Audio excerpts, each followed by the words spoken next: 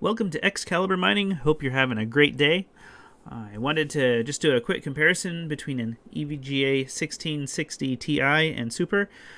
See how much different they are, and check out some hash rates and help give you an idea on which you might want to buy. So a lot of times you can go over here and check your hash rates on things like what to mine, and for instance you can grab a 1660 Ti and it'll give you the best coin to mine, but it doesn't really address the differences between the Super and the Ti, since the Super is not listed. I mean, you can manually enter those in, but you'd need to know what those are.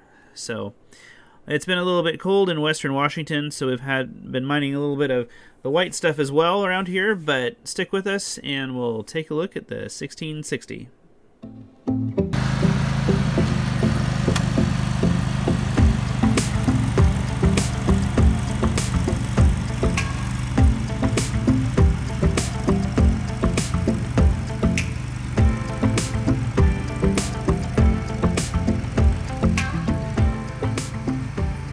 So I'd like to make a quick video. I have two cards here that are very similar, and I just wanted to see what the hash rates, etc. are and the difference. You have a little bit older, larger card here from EVGA that is a 1660 Ti, which has the 6 gigs of GDDR6. And then over here we have the 1660 Super with the same amount of RAM, with GDDR6 6 gigs. So I've looked at both of these online, and I'm not sure if I made a rig with one or the other, if there's a definite advantage to either card.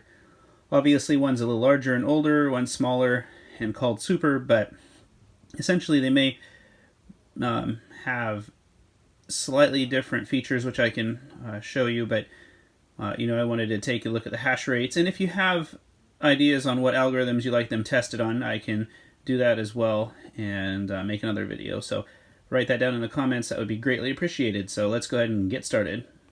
I think the 1660 Ti is a decent looking card. It has your video outs. It's not incredibly long. Then here we have the Super, which has the back plate on it, which is just a little bit different, and then the same type of video ports. Okay, so here's one of my experimental rigs, but it has the 1660 Ti installed, and now we'll go ahead and stick in the Super. So now we have the 1660 Super and the 1660 Ti side by side, kind of looking like they should. We'll go ahead and test them out. One thing about it I should mention is that if you're going to power them, I would not use, even though you have maybe an 8-pin that'll come with your system, not to use them, but to actually get a different cable and hook them individually to the power supply. Alright, now we have them connected with their individual power cables, and we'll go ahead and start this up. So of course the next step is to download the latest drivers.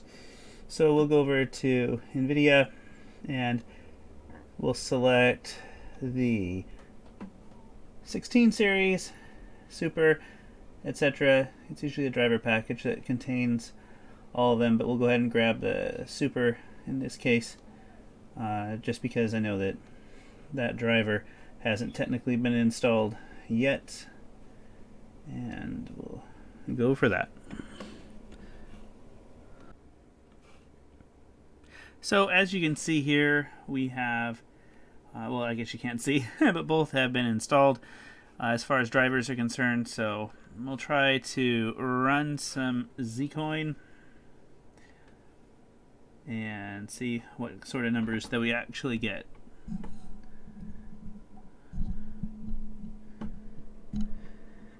So as you can see from the particular miner that I'm using, it'll grab the Super and then the Ti.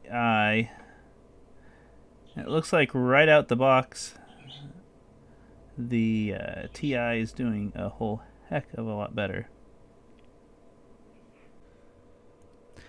So as you can see, with our current settings at 70 power, 100 clock, and 100 memory, that on MTP, in particularly the 1660 Ti is just doing an extremely better job. Let's try some other algorithms here. So the other thing that I wanted to show you guys, that even in the same environment, which is a enclosed forced air environment, that you can see here doing MTP, mining MTP, the 660 Ti is at 2200, or let's say 2 mega hash, 2.2, and the the 1660 Super. Let's just call it Super and Ti. The Super is doing 1.5 and the Ti is doing 2.2. I've seen the Super get up to like about 1.8 and the Ti about 2.4. So roughly they fluctuate between those numbers. But over here on Afterburner, I know there's other programs, but this is a common one that's used. You can see right here that the Ti is at 62 degrees with the 70, 100, 100. So if we switch back over to the Super, which is the same power limit and clock and memory, it's up to 68 degrees. So it's a lot warmer. It's not doing nearly the hash rate that I'd really like. So for me, so far, it looks like that the Ti is definitely winning and worth the money, but depending on the day, I suppose. But I'm sure there's other algorithms and there's probably tweaks, so we'll go ahead and explore that next. So testing Beam, we have the Super 6 and the Ti 6, which both have the same amount and type of RAM, but let's see what they do. So what I'm noticing here is that the Super is using a lot less power than the Ti, but it's getting a lot less souls per second. So it may be a setting that we can bump up, and if we get the wattage up, it may be able to perform a little bit better. So we'll have to take a look and see about that. So I just wanted to show you that this is Beam with Gminer 1.96, I believe, and as you can see, the GPU 0 is the Super and GPU 1 is the Ti. So we'll give it a few seconds here. You can see the GPU 0 is 22 souls, but only 87 watts, where GPU, or the 1 being the Ti, obviously a lot cooler and a lot more souls, but using more watts. So I guess my question is, how do we push the wattage for the Super without pushing the heat? So let's try that. Okay, so I've increased the power limit up to 80 and just put the clock down to 0. So as you can see that the Super is starting to get super hot. Well, it's getting up to 73, and over here the Ti is just hanging out about 63 still. So with that, we're still about 5 or 6 souls off, but our wattage is about the same. So there may be different combinations which are more efficient, but just trying to get it somewhere in the ballpark. We're doing a substantial amount less as far as souls are concerned, and the temperature is just a lot more. So, and the fan is up at 75%, where it's hanging out at 33% on our Ti. So even at that, it's not really taking care of what it needs to. So I've made some adjustments, and I have the Super at 65, so I've ran the power limit down but left the core at 0, And as you can see here, we're getting 81 watts, but only 20 sols. So now our efficiency is the same. So our wattage is down, and our sols per second are it's coming out to be the same cost effectiveness as a TI. It's just less volume that it's producing.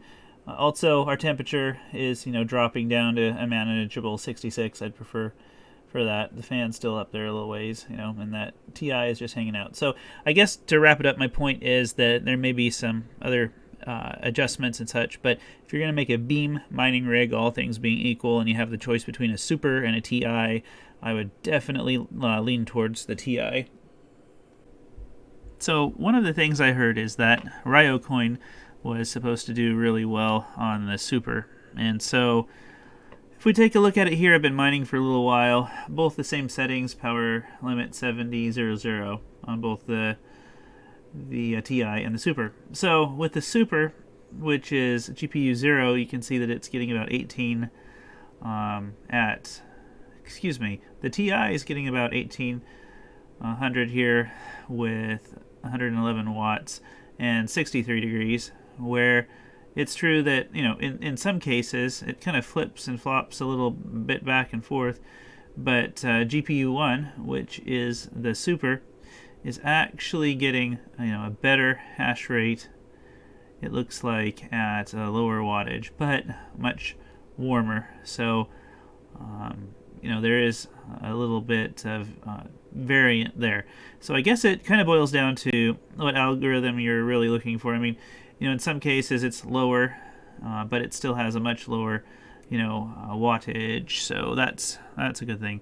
I got to give credit to SavageMine here, if I can grab him over here.